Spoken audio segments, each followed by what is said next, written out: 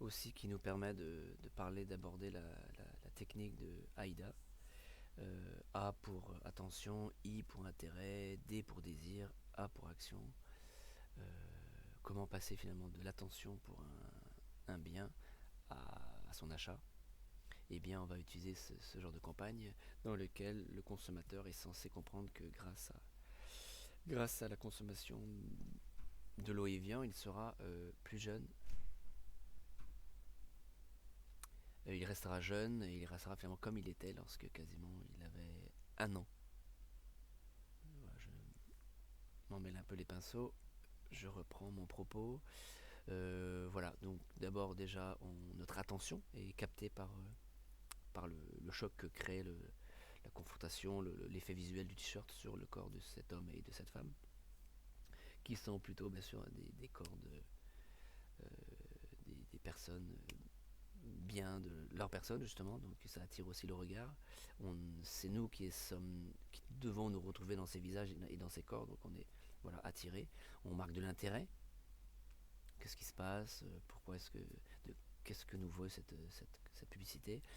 On est aussi après censé passer dans du désir, et lorsque nous irons faire nos courses, bien sûr en respectant les gestes barrières, et bien nous passerons à l'action. Et alors même que nous pourrions consommer l'une des meilleures eaux euh, potables du monde pour un prix modique, et bien nous allons préférer consommer Evian, parce que quelque part cela nous permet de rester jeunes.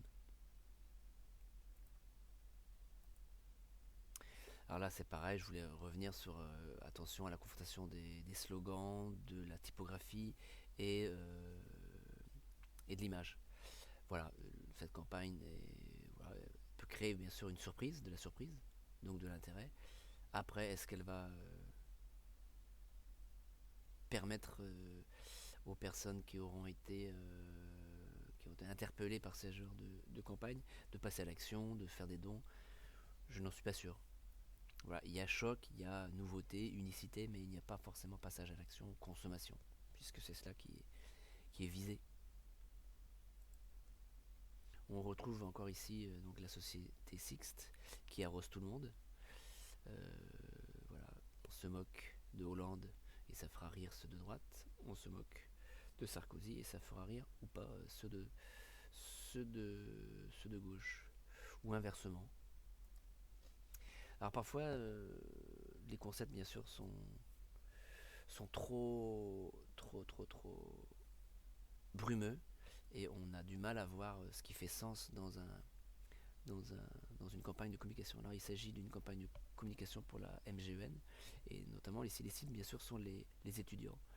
Alors déjà, souci de couleur, un peu criarde, voilà ici, ce qui fait qu'on a bon, il y a un petit choc visuel. Et au-delà de ça, donc il y a la volonté aussi pour la MGEN de communiquer sur des valeurs proches de ce qu'on appelle le fair trade ou le fair and square ou le développement durable ou euh, la consommation éthique.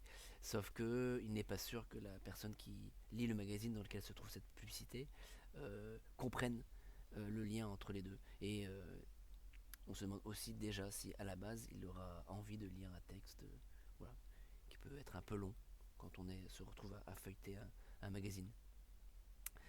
Deuxième partie, vous allez devoir construire donc vos supports print.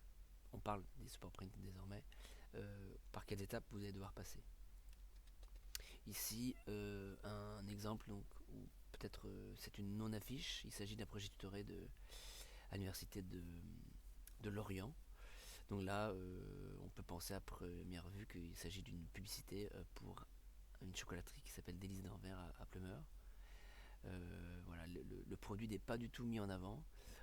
Aujourd'hui, quand on fait la mise en scène de produits alimentaires, on va plutôt prendre un, deux, trois produits, faire un zoom sur ce produit, le mettre en valeur avec toute une mise en scène, un saupoudrage de noisettes, de sucre glace. Voilà. Là ici, on a des biens à profusion. La fiche n'est pas lisible, les caractères sont trop petits, la police n'est pas la bonne et ne fait pas professionnel. Les logos, bref, tout l'ensemble brouille le message. Et surtout, les images euh, montrent de l'instabilité, donc le produit n'est pas du tout mis en avant.